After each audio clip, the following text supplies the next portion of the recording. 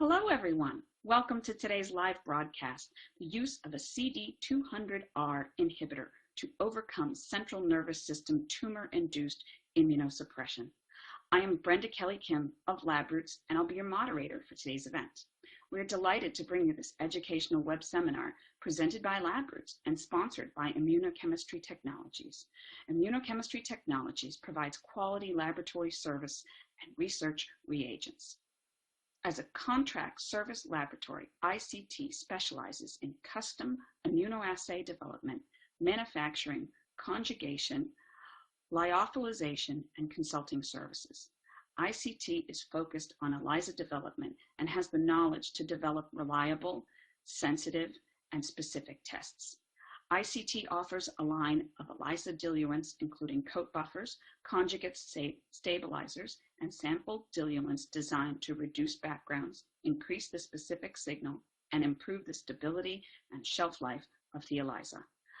ICT also offers a line of fluorescent reagents to measure capsase activity, apoptosis, and cell death in vitro.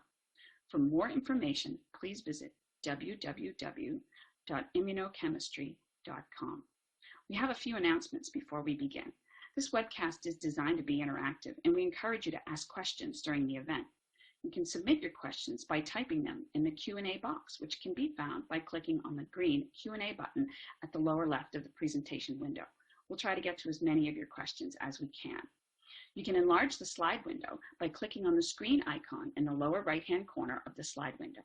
If you have any technical problems viewing or hearing this presentation, please click on the support button at the top right of your presentation window to let us know, or submit your problem through the green Q&A button lower left. This presentation has been approved for continuing educational credits. Please click on the CE button at the bottom left corner and follow the process to receive your credits. I would now like to introduce today's speaker, Dr. Michael Olin.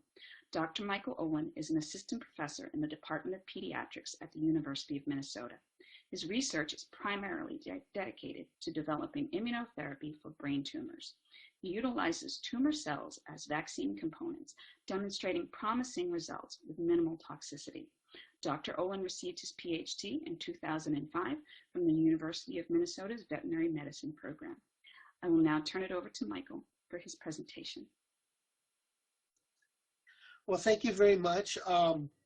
Please bear with me. I have a little bit of a Minnesota cold, so I'll try not to cough and make anyone sick over the internet.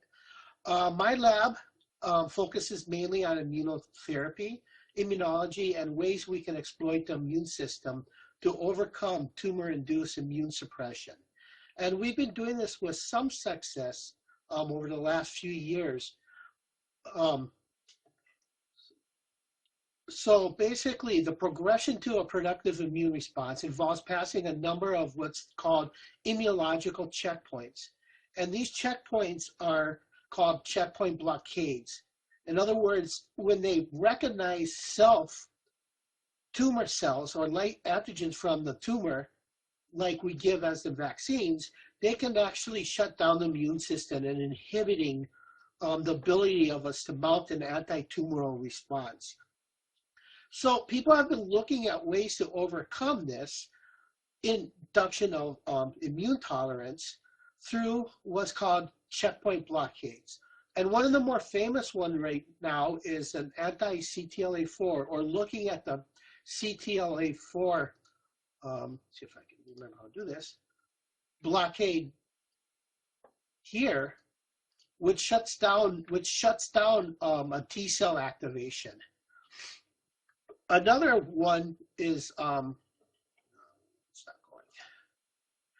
called through programmed death ligand 1 and its receptor PD-1. In other words, the tumor cell can actually exploit this in the tumor microenvironment, virtually shutting down inactivating T cells. So people have been looking at this with some success by deriving antibodies, humanized antibodies, against the CTLA-4 and the PD-1, inhibiting these reactions and eliciting an immune response. And they've been doing this with some success, specifically in melanoma. Well, we're chasing down a third immunological checkpoint called CD200. CD200 and its interaction on the CD200 receptor induce antigen-presented cell tolerance, inhibiting the ability to make an immune response or elicit an immune response. So basically what CD200 is this extremely immunosuppressive protein. It negatively regulates the immune system, or it shuts it down. A lot of preliminary studies on graft rejection show that if you give mouse CD200 protein, it'll never reject the graft. It shuts down the immune system totally. And that's through binding on its receptors, which are mostly on myeloid cells. However, following TCR activation, the CD200 receptor is upregulated on T cells, which we'll get into that problem in a little bit later in this talk. So, like I said earlier, tumors induce suppression. There's multiple mechanisms, there's multiple ways that the tumor is capable of this. And one of them is through antigen presentation. Now, Gorzinski et al. Reported that the CD200 and its receptor interactions induces tolerogenic DCs. And this really sparked our interest because we want to inhibit this induction of tolerogenic DCs to elicit an immune response. Moreover, it's been suggested that CD200 expands what's called a myeloid-derived suppressor cell population, which induces immune suppression. I'll be showing you some data that we've done in-house and I've actually published showing that this is indeed true. Now, in the central nervous system, neurons highly regulate the CD200, and that's to inhibit activation of T cells that you don't want in the central nervous system. And it's been reported that downregulation or the loss of the CD200 is correlated with increases in MS as well as Alzheimer's. It's also been shown that CD200 is expressed on multiple tumors, including melanoma, pancreatic, breast cancer, and what we're interested is glioblastoma multiforme, or a CNS disaster. So we started looking in on healthy donated CNSs at autopsy, and we showed that CD200 is highly expressed, at least by transcription, throughout most of the central nervous system. And you can see here, in brown, on the brown, that's protein levels in the normal central nervous system of CD200. Now, this isn't true in peripheral organs, such as breast, kidney, liver, pancreas, and lungs. You can see that there's relatively low expression of CD200. So we went on and showed that through multiple CNS tumors, such as meningiomas, glioblastoma multiforme, medulloblastomas, et cetera, you get high transcription. Well, compared to meningiomas, which isn't a typical CNS tumor, you get high transcription of the CD200 protein. So we decided to look at the potential use of this in immunotherapy. Because the CD200 receptor interactions have been demonstrated, although there's some controversy over this, that they enhance metastasis of breast tumors and multiple myeloma. And it's been reported that blocking the CD200 receptor actually has shown to be decrease tumor growth.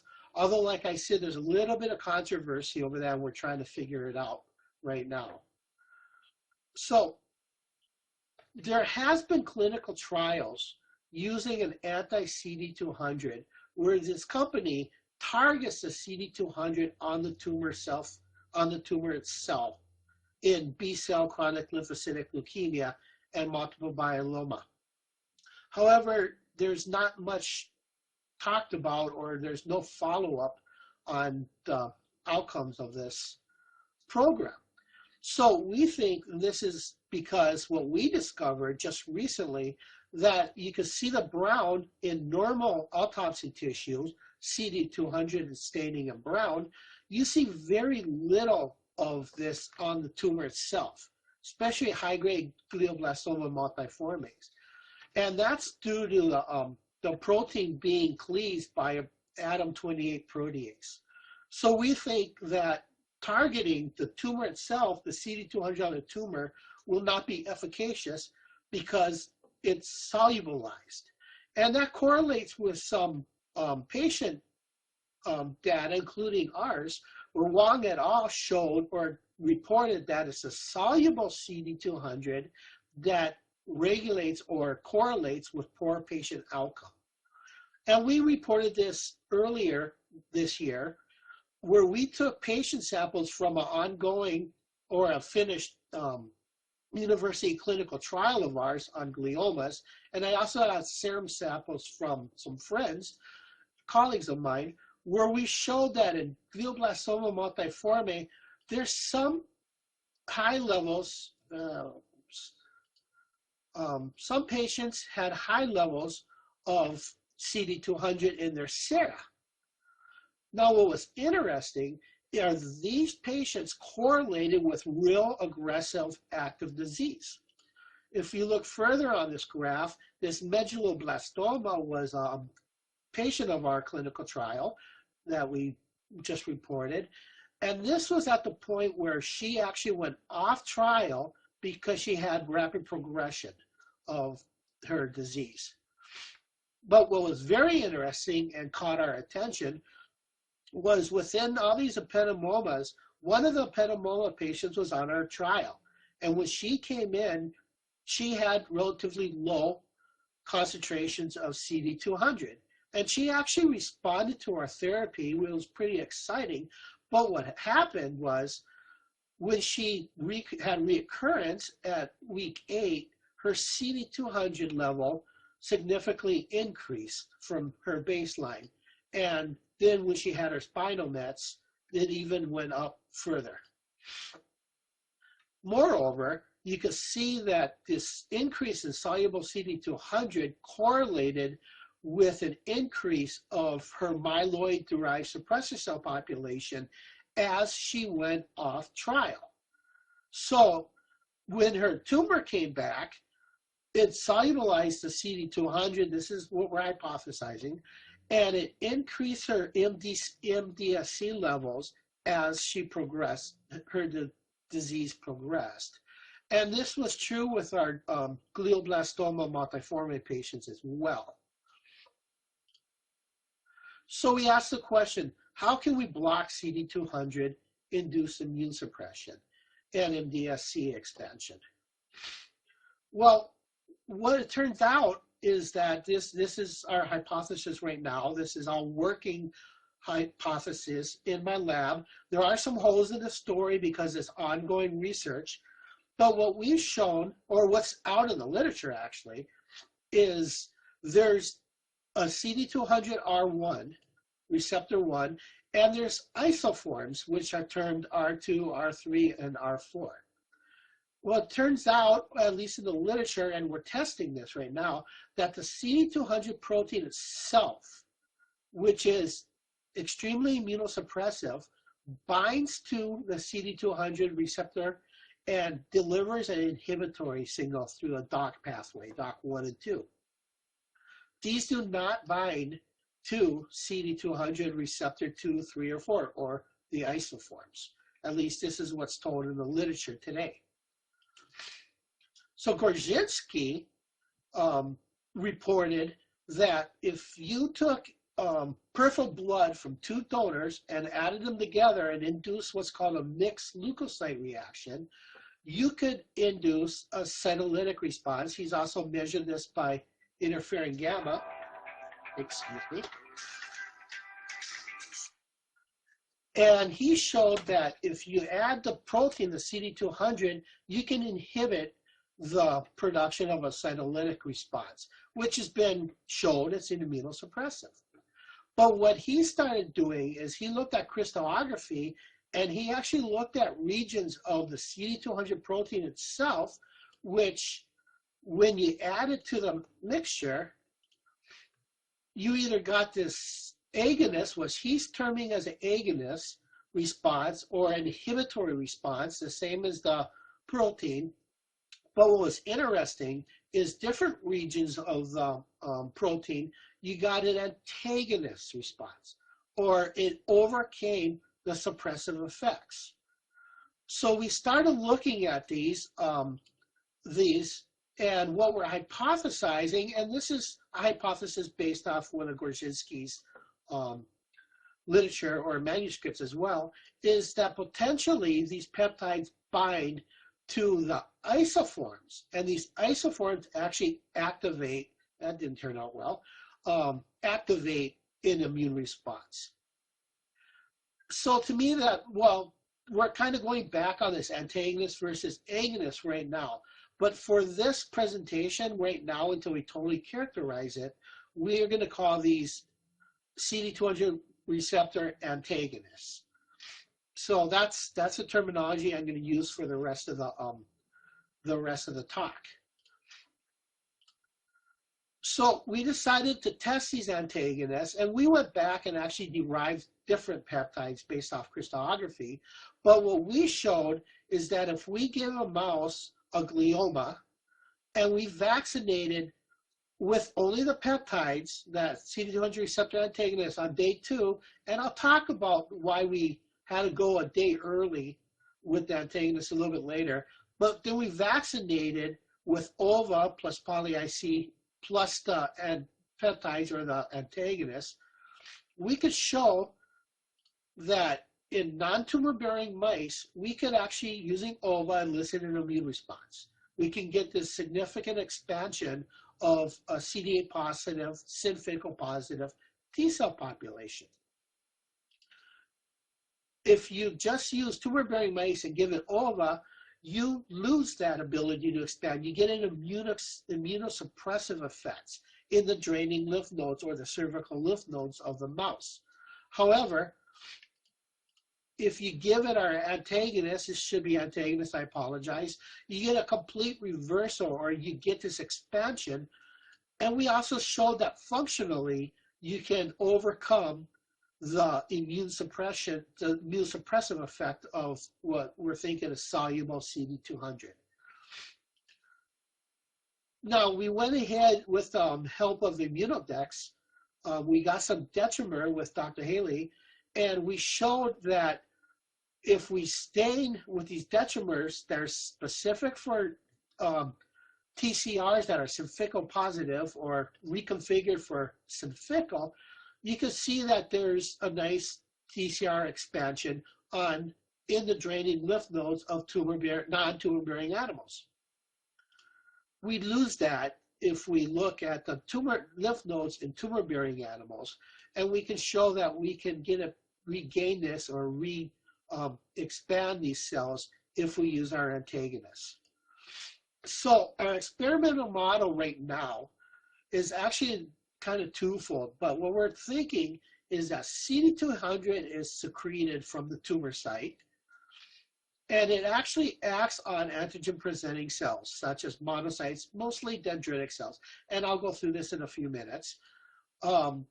What we've shown by RNA-seq analysis, that there's a nuclear factor NFAT that gets dephosphorylated and goes into the to produce TNF-alpha and IL-2 in the nucleus. However, we're showing, excuse me, that if we give the CD200 protein, we upregulate what's called PPIA. And this is also known as cyclophilin A. And what this does is it prevents or inhibits the dephosphorylation, inhibiting translocation, and inhibiting the cytokines needed for progression to an adoptive response. Moreover, PPIA downregulates MHC class 1s. So if we give it the antagonist, we're showing that we don't get upregulation of these genes or transcription of these genes. We don't get dephosphorylation as shown here of NF-AT. Let me see if I can show that a little bit better. You don't get the dephosphorylation of NF-AT, nor do you get the upregulation of PPIA.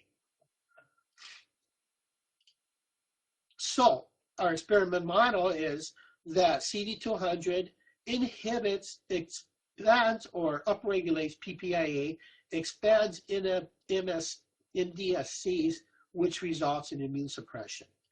However, if we use our CD200 antagonist, receptor antagonist, we're still working on if it's binding separate receptors or not, but we're hypothesizing it's going through the isoforms, inducing a response which induces chemotaxis, cytokines, chemokines, and ultimately immunogenicity. And I'll be showing you the data that led to this hypothesis. So earlier on, and this was actually published, we showed that if you use trans-well plates, and you put just 90 splenocytes on the bottom, and you put gliomas on the top with or without the antagonist, we can actually show that we get an expansion of myeloid-derived suppressor cell population. And with our antagonist, we actually get inhibition of this, or we don't get this expansion. And we just went ahead and showed it using known concentrations of the protein, plus or minus the antagonist, on normal naive splenocytes. And you can see here that you could, that you can inhibit the expansion of myeloid-derived suppressor cells, as well as arginase production, which leads to immune suppression. So we asked if this is happening in vivo. So we took glioma-bearing mice, and we vaccinated them with tumor lysates based off their glioma cells, with or without an antagonist. And what was interesting, and we repeat this a few times, is that you get this expansion of an MDSC population about day 28. And this is where the mice actually start dying. However, if we add our antagonists, you don't get this expansion. They actually go back down to the population percentage of a naive mouse. And we've showed this multiple ways, that in vivo, our tumor lysates, our gliomas, induce or expand a MDSC population, and we can actually now block that expansion using our antagonists. So being that we're focusing on antigen-presenting cells, we decided to look at the CD11Bs, which are monocytes. So we purified these out of splenocytes and did RNA-seq. We pulsed them with or without the antagonist. No tumor lysate, no ova, just the antagonist. And you can see here with this rainbow plot that you get multiple enhancement and suppression in multiple genes within the monocytes themselves. So we started asking questions. What are the effects of our CD200 receptor antagonist on bone marrow-derived dendritic cells? So we purified them from wild-type mice, and we just pulsed them with our antagonist alone, and we showed that we got beautiful production of IL-2, MIG, IL-1 alpha, TNF alpha, GM-CSF, IL-1 beta, and other cytokines. With the antagonist alone, we didn't use any kind of tumor lysate or ova, nor did we use an adjuvant. This is with our antagonist alone. We get a production of cytokines. Interestingly, we don't see that in monocytes. However, when you pulse them with our tumor lysate, plus our antagonist, we get this expansion or a synergenic expansion of multiple cytokines and chemokines. Moreover, if you look on the spleens, when you pulse with OVA, you get OVA plus our antagonist, you get this increased co-stimulatory expressions of CD80, 86, as well as MHC class 1. So we wanted to know if this is going to enhance our immunogenicity. So we went back to an OT1 mouse model, and we showed that if you pulse wild-type splenocytes with OVA plus poly-IC, you come in with these transgenic OT1s, which are already have the TCR for the syncytial, you get some kind of a response. But if you add our antagonist, you get a significant enhancement in immunogenicity. You don't get this if you use a scrambled CDR antagonist, CD200R antagonist. This is just our in-house nomenclature for it. Nor do you get it if you use CD200 receptor knockout animals. Moreover, on day 20 post-tumor inoculation, we harvested the splenocytes in wild-type or CD200 receptor knockout mice, treated with tumor lysate plus or minus our antagonist or our scrambled antagonist, and you can see that only in wild-type mice with our antagonist, you got a significant enhancement of a cytolytic response. In other words, we took the splenocytes, harvested them, incubated them with our gliomas, our GL261s, and we used this total cytotoxicity assay developed by ICT. And we showed that if you knock out the receptor, or if you use our scrambled, or you use just tumor lysate alone, you get a significant decrease in a cytolytic response. Now we're repeating this, but what was really interesting was we could actually differentiate apoptosis from necrosis, or cells that are that have undergone apoptosis are becoming necrotic, using their total cytotoxicity kit that they're developing. And this will allow us to tease apart mechanisms. So as I said, we're getting this enhancement of chemotaxis or chemokines. So we want to look at chemotaxis. Now, what we did to do that, to accomplish that, is we took animals with no tumors. These are just non-tumor bearing animals. And we treated them with our antagonist, saline, or tumor lysate alone. Either 1 or 24 hours later, we came back and we vaccinated them with saline for our saline group, tumor lysate plus an adjuvant for our tumor lysate group, or tumor lysate plus adjuvant plus our antagonist. 6 hours later, we went ahead and harvested the injection site. So now we're looking where we put the antagonist plus our adjuvants and tumor lysates. This actually is why we think that in the beginning, when I told you we have to use the peptide an hour early, this is why. What we saw here in saline is that if we looked in the capillaries and arteries, you virtually see just red blood cells. You don't see many lymphocytes. However, 1 hour or 24 hours later, you start seeing some infiltration of lymphocytes. We're phenotyping these now when you give the mice the tumor lysate. However, 1 hour with our antagonist, you see a significant increase of lymphocytes infiltrating in the tumor or in the vaccine site. 24 hours later, this is just chock full of leukocytes. So like I said, we're seeing some of them look like polymorphonuclear cells. We're phenotyping to see what's coming in. What we're hypothesizing is that this chemotaxis is allowing the infiltration of antigen-presenting cells, monocytes and dendritic cells, to enhance antigen uptake to elicit an immuno response. And you could quantitate this.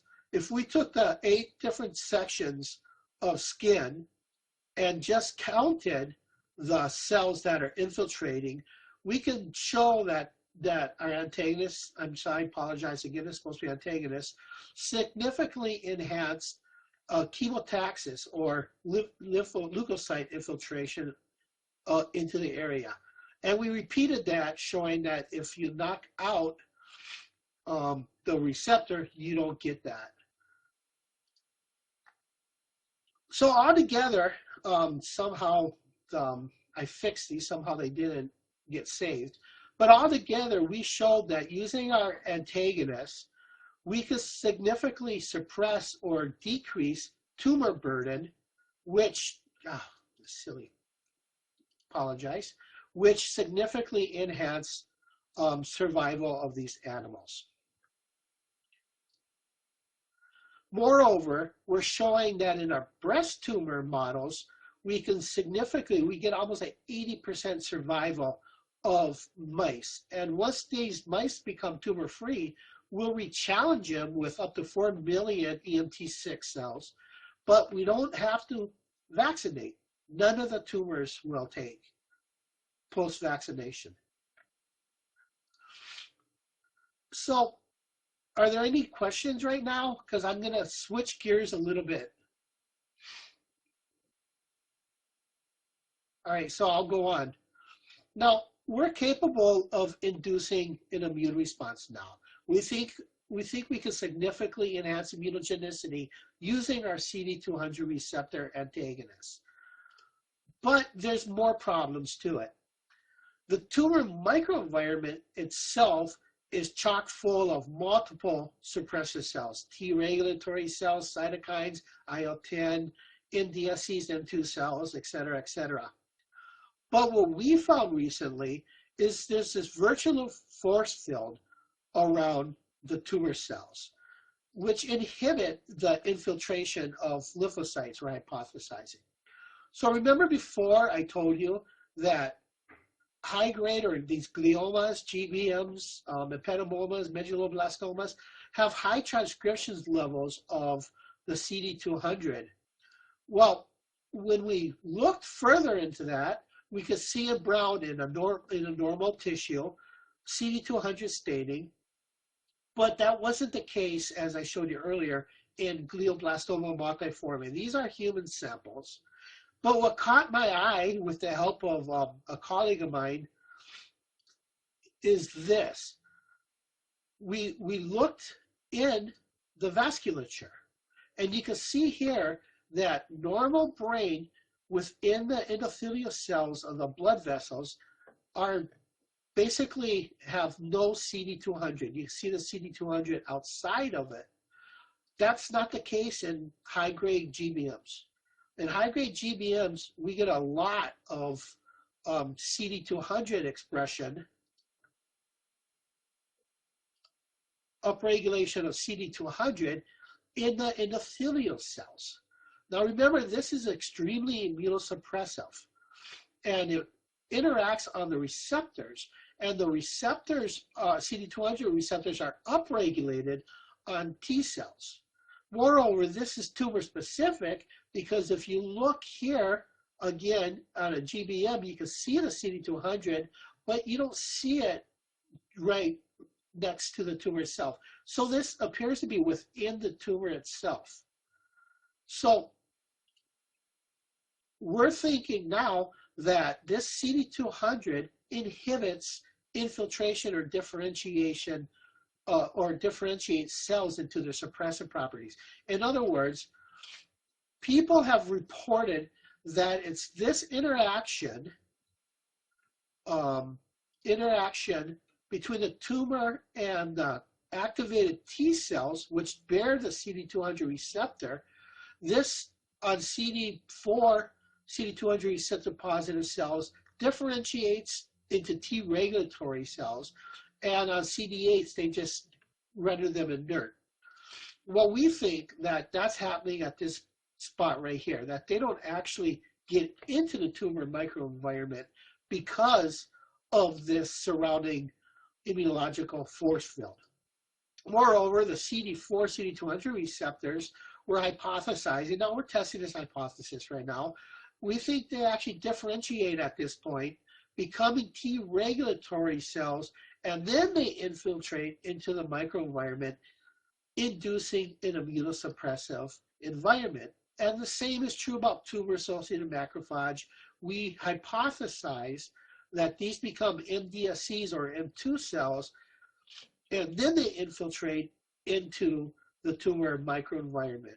And this is where we're getting the infiltration of the suppressive properties, not by interacting on the tumor itself, because we're showing that the tumor itself virtually has very little CD200. So we wanted to test this theory, and also we wanted to know if we can overcome this. Now, as I said, CD200 receptor is upregulated on activated T cells. So I wanted to protect the receptor, so when they go back into this area, they're blocked and they can actually go into the tumor microenvironment without becoming suppressive or inactivated. Let me go back here.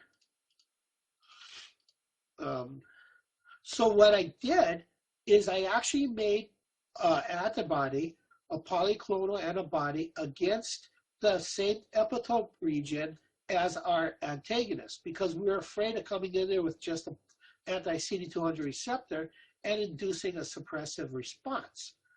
So we made these antibodies against the specific regions of the CD200 as our antagonist. We inoculated tumors. Go ahead and do this. We inoculated tumors, and then we gave them the vaccines, which contained CD200 or tumor lysates plus the antagonist, tumor lysates plus a scrambled antagonist, or tumor lysates plus antagonist with the anti-CD200 receptor systemically on days 4, 6, and 13. And interestingly, what we saw is when we added the receptor with our antagonist, we actually got significant inhibition of tumor growth in that population.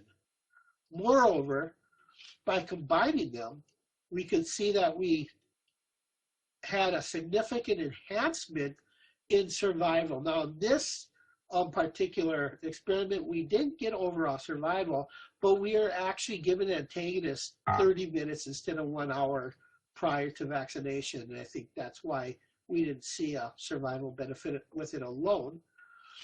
But by combining them, we did see a significant survival benefit. So now we're making monoclonal, and we're testing this with a monoclonal antibody.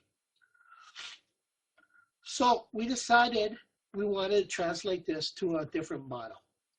So what we work with in collaboration with a collaborator of mine, Dr. Elizabeth Pluhar and Christopher Pinnell, is we derived a canine-specific CD200 receptor antibody. We take these dogs that come to the clinic, okay, we do not give them tumors. These dogs come to the clinic demonstrating disease, and we diagnose them with high-grade gliomas. We remove the gliomas, and we make vaccine, tumor lysate-based vaccine, and we added the antagonists to these vaccines with this set of dogs. And what we're showing is that the dogs really exhibit, some of them exhibit flu-like symptoms, which we've seen in our human patients who respond to immunotherapy. But what was really interesting is this is 1 out of 4 now that we're having a good response, is that when this is post debulking, you can see here that in green or in red now, that about 40% of the tumor itself was left behind. They were only capable of removing approximately 60% of the tumor. 4 months later, it's gone. The tumor's gone. Monday, this dog had his 8-month checkup, and the tumor's still gone. Moreover, interestingly, we see a lot of what we think is perivascular infiltration of lymphocytes into the tumor site, and we think that is inhibiting the ability of these tumors to come back. So we're comparing survival thus far. I didn't put it in this presentation because it's a little bit early, but what we're showing is that without treatment, glioma dogs live an average of about 50 days. With tumor lysate alone, we have a population of dogs that we've tested. About 214 days is the mean, and they drop off. There's about one dog out of 16 that's still alive. Well, some of our dogs are 248, 250 days out, and we have about an 80% survival on this ongoing clinical trial. So we're able to show in a murine that if you block this checkpoint blockade using an antagonist at the vaccine site, we can significantly enhance the induction of an anti-tumor response. Now, given that CD200s highly express on blood endothelial cells in the GBMs, and we've also shown this in melanoma and breast cancer, we think that we need to use a receptor antibody that'll specifically block the receptor without inhibiting the activation of the cells or downregulating the cells to allow it or to help it get into the tumor microenvironment itself.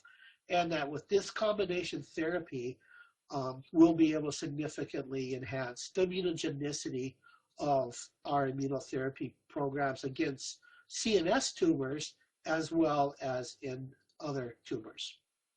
So I'd like to acknowledge all the people from my lab and collaborators that have been helping me in this project. Thank you very much.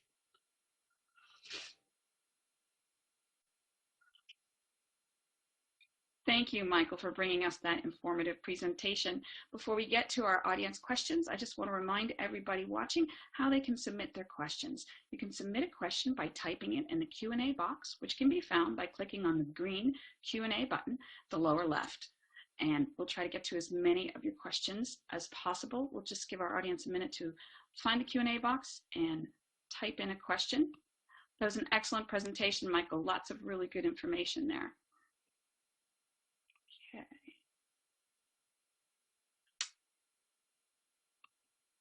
I think we have a shy audience today. I don't see any questions coming in. Michael, perhaps I could just turn it back over to you. Do you have any other final comments for our audience, what you'd like to take from, them to take from this presentation? So basically, we're taking that there to enhance our therapy of children or tumor-bearing patients, our patients with diseases, rather it's CNS or other tumors, that we actually have a long way to go to discover that magical cure, and that there's not going to be one. I think it's going to be a combination of multiple checkpoint inhibitors at this point that will increase the efficacy of our immunotherapy. The PD-L1 or the PD-1 inhibitor is showing great promise, and that is addressing a suppressive response at a whole complete different site as our CD200 or CTLA-4.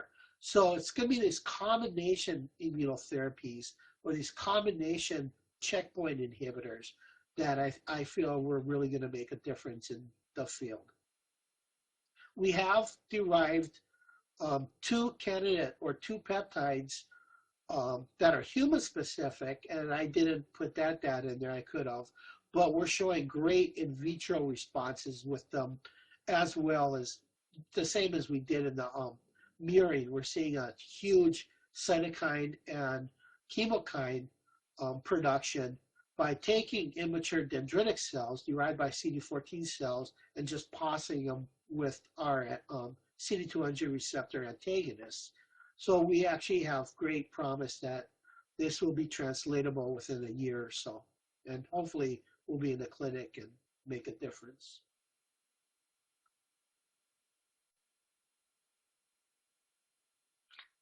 So exciting, lots to do there.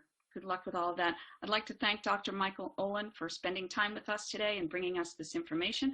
I'd also like to thank today's sponsor, Immunochemistry Technologies, for making this webcast possible. I want to let our audience know that they'll be receiving an email from LabRoots alerting them when this webcast will be available for replay.